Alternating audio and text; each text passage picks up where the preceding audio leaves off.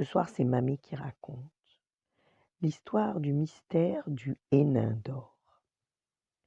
Lors d'une promenade en forêt, le jeune roi Sandro croisa sur son chemin une ravissante jeune fille.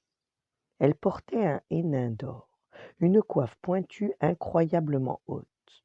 Mais le roi ne releva pas cet étrange détail tant il était charmé par la beauté de l'inconnue. Arrêtant son carrosse, il mit un genou à terre. Mademoiselle, un bal ce soir se donne en mon château. Je dois y choisir mon épouse, et je souhaite ardemment votre présence.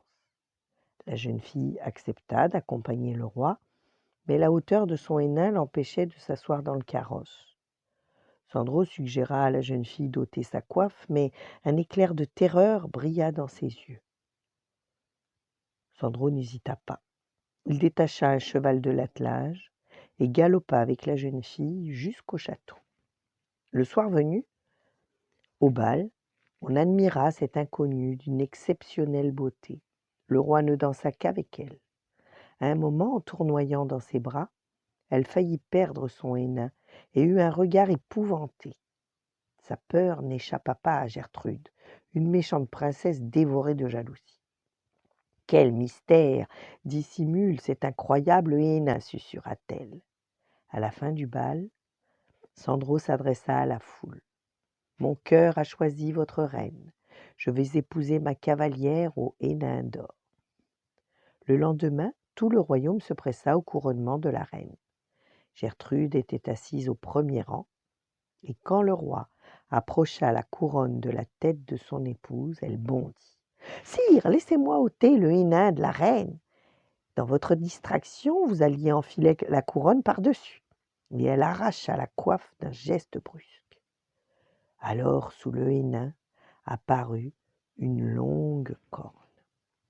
Dans un cri de détresse, la reine se transforma en licorne et s'enfuit au galop. Sans réfléchir, Sandro sauta sur son cheval et se jeta à la poursuite de la licorne. Pour tenter d'arrêter sa course, il lança vers elle la couronne qu'il tenait encore à la main.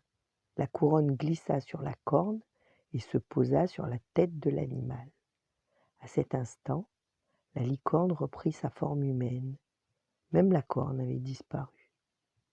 La jeune fille tomba dans les bras du roi et raconta son secret. « En vous voyant dans la forêt, je suis tombée amoureuse de vous.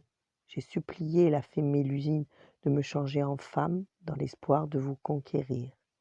Mais la fée a des caprices. Elle m'a laissé ma corne, en disant si l'on découvre ta corne avant ton mariage, tu redeviendras licorne.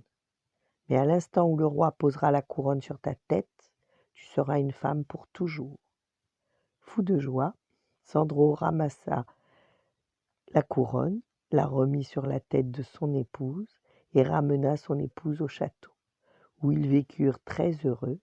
De son passé de licorne, la reine gardait un regard magique que le roi Sandro ne se lassa jamais de contempler.